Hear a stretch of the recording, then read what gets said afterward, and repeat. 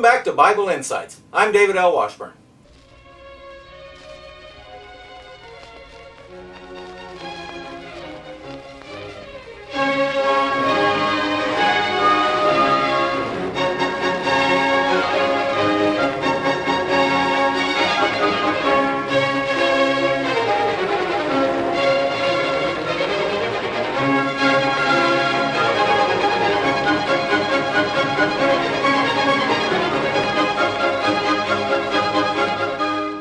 Over the years, I've maintained a website where I try to answer questions about the original languages of the Bible. In this show, we look at some of the more interesting questions I've gotten, as well as some of the hotter biblical topics of our time. Since we try not to shy away from the harder questions, here's one that comes up all the time. How old is the universe? And how old is the earth? And who cares? A fine biblical scholar, Bishop Ussher, has determined for us the exact date and hour of the creation. It occurred in the year 4004 BC. In fact, he determined that the Lord began the creation on the 23rd of October, 4004 BC, at 9 a.m. Sounds pretty simple, doesn't it? Except when we put it alongside this. The whole universe is expanding in all directions, getting bigger and bigger, like a balloon inflating. I admit this sounds strange, but to cosmologists, it's like winning the lottery. Because to work out where the universe came from, all we need to do is to stop time and make it run in reverse. Rewind far enough, and everything gets closer together. A lot closer together. All the galaxies, in fact, every single thing, converges to a single point, the start of everything, 13.7 billion years ago.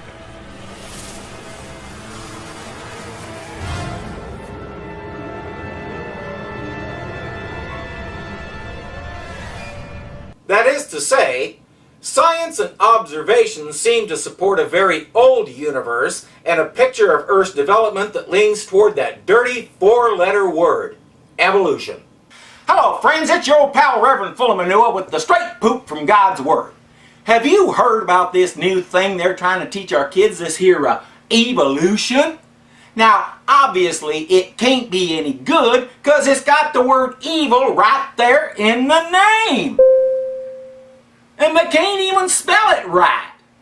Well, for those of you who don't know, here is the short version. See, once upon a time there was nothing. Absolutely nothing. And then one day, wait a minute, one day, I guess since there was nothing, it was always day. Or night if you had your eyes closed. What was I talking about? Oh, right. One day, a little piece of nothing decided to become something. So it became an atom. And this little atom built a world for itself to live on and stuff, but it discovered that it couldn't enjoy it while it was inanimate. So it decided to come to life and it turned into a sail. Now this little sail grew and multiplied, and at the height of his glory he was called Amoeba. But he didn't like how slow he had to move, so he grew fins and gills and turned into a fish. He wandered around and he explored all the underwater parts of his world, and then he decided to grow legs and lungs and get out of the pool. He got out onto the land and he looked around and he was so proud of his nice scaly lizard body. And then suddenly he began to grow hair. He looked at this and he could not figure out what this stuff was good for. He tried to rub it off, he tried to scratch it off, nothing worked. So he climbed up a big tree and stood up there hoping a high wind would blow it off of him. Well, unfortunately, the limb that he was standing on wasn't too strong and it broke and he fell down and was knocked out cold and woke up to be your great-grandpappy. I actually heard a preacher present that at the church I used to attend a very long time ago. Now here's the problem. Caricatures accomplish nothing. Newsflash, Christians, the people out there have just as many parodies of us. Now you might be getting your knickers in a twist about that, but guess what? Fair's fair. If we can make fun of what we think are their stupidities, they have complete freedom to do the same right back to us. And this is one of those subjects where we make it really, really easy for them. It seems pretty plain. 6 days creating everything, 7th day God rests, humans take a really nice place and screw it up, which is what humans do best. They multiply all over the earth, blah, blah, blah, and we can do like Bishop Usher did and count back through the genealogies and figure out how long ago creation happened, because 7 days are 7 days, right?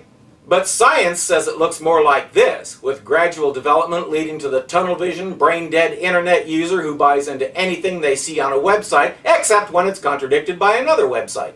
Or something like that. Here's one version of the questions that I get. I've read and heard that the days of creation have to be literal days because anytime you have a series like first day, second day, and so on, it always refers to literal 24-hour days. Is this true? The technical, complicated, scientific answer is no, it's not true. Thanks for watching. I'm David L. Washburn, and I'll see you next time.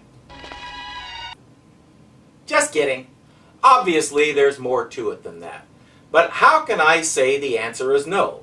All the other places in the Bible that use this language mean literal days, so why not this one? I have a question for you. What other places? Would it surprise you to learn that there aren't any? This is the only place in the whole Hebrew Bible that uses this kind of wording. So when someone says that every time the Bible uses this form it means a literal day, what are they really saying? They're saying, I want this to be literal days, so I'm going to make up a rule about Hebrew that makes it come out that way. Oh, you'll see it all wrapped up in pretty fancy technical language with a nice bow on top, but it's still a smokescreen because the Bible really does only have one place that uses this one day, a second day type language. If you think there's another one, show it to me. Even Joshua at Jericho doesn't. We know from the story that the Israelites marched around the city for 7 days, right? So we should have a narrative that says they did this the first day and they did this the second day and all that, just like Genesis 1, yes? Again, no, that's not what it says. Here's the problem. In Genesis, we see the phrases one day, a second day, a third day, and so on. There's nothing that really says they were sequential.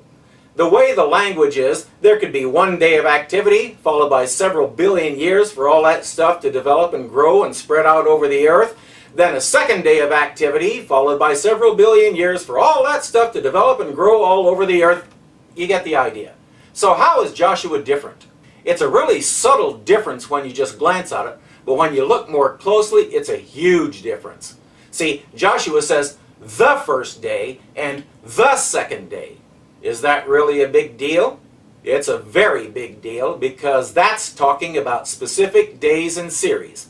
That little word the turns everything in a different direction, makes it all about 2 particular days. Without that little word, in Hebrew we get this. This is 1 day. This is a second day. This is a third day. Now, watch the difference. This is the day I had my surgery, January 31st. So it was also the first day of my recovery. This is the second day of my recovery. This is the third day. This is today's date, and no, I don't know how many days that makes now. But you see what I mean. The Joshua story pinpoints specific dates and times that people did these things. The creation story doesn't do that. It gives us 6 acts of creation in which God puts something new on the earth. It says nothing at all about how long those acts took or how much time elapsed between them. But shouldn't we read it literally? And if we do, we get 6 literal days. First, why should we read it literally? Nothing requires it, and really, the language is pretty poetic. Over in Psalms, we have the expression, the trees clap their hands. Are you going to read that literally? Of course not, at least I hope not, because trees that can move and clap their hands and think takes us into M. Night Shyamalan territory, and that's a scary place to be.